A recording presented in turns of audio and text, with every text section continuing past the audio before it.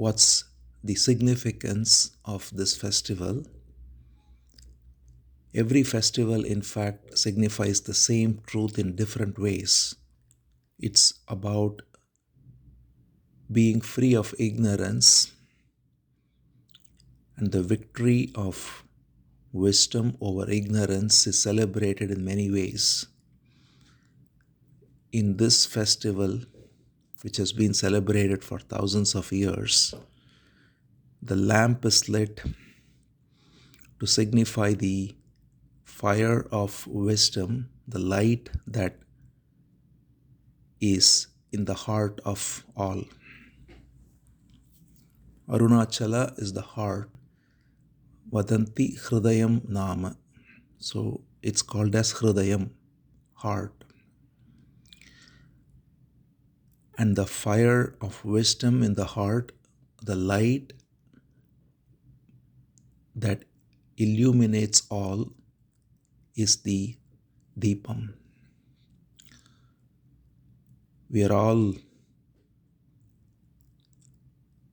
carrying this light, but it is covered up by the false attachments and ideas and conceptions and even traditions and theories and all of that.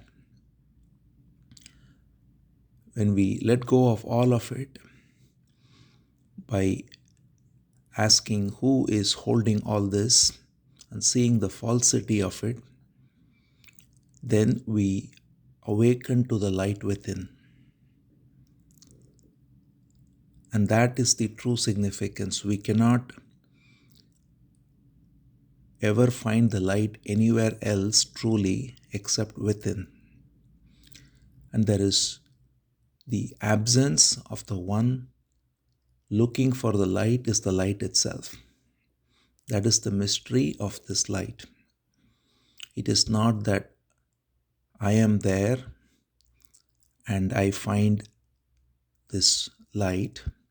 It is that the I has to vanish for the light to shine.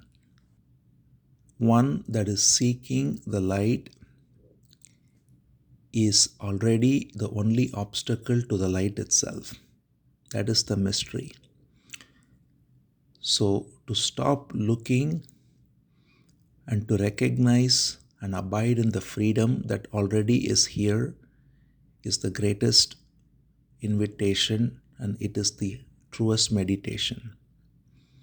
Meditation is not a way to get freedom, but it is to abide in freedom here and now.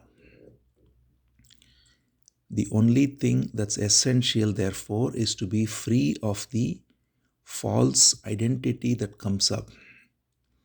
So that requires us to be very perceptive, alert, and watchful.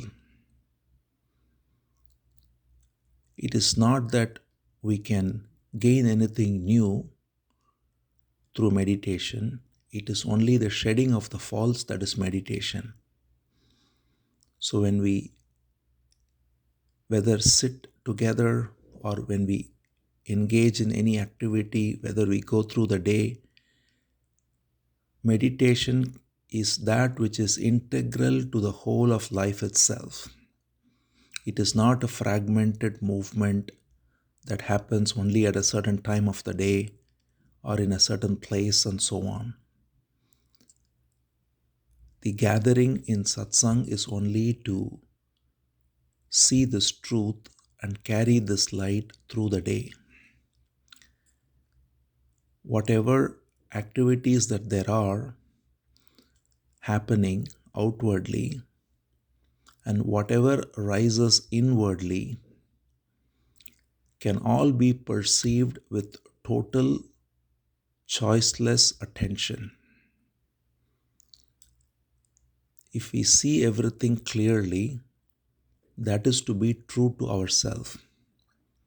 If we see a voice rising in our head saying anything about the so-called self, which is only a figment of imagination that mind has created through psychological constructs,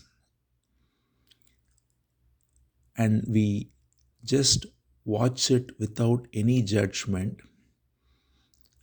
and not get identified with it, but just simply watch it and just drop it, then what remains is the stillness. Anything that rises can then be seen in that stillness,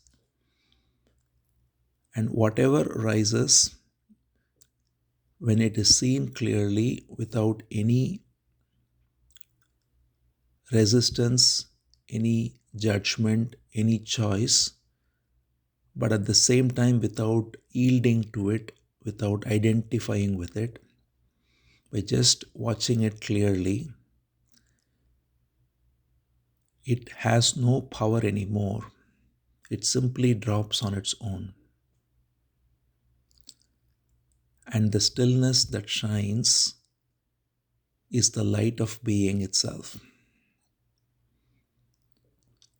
So, meditation is just the simple presence where the false idea of a me is negated through alert attention.